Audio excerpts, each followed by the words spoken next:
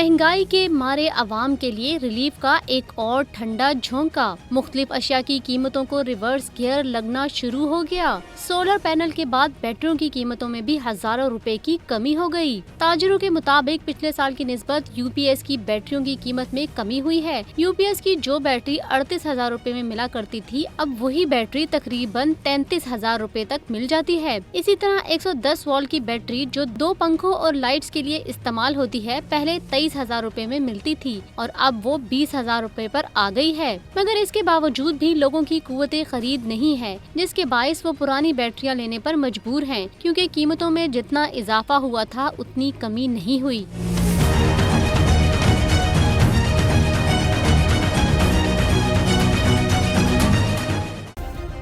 Subscribe करें और bell दबाएं ताकि कोई खबर रह न जाए।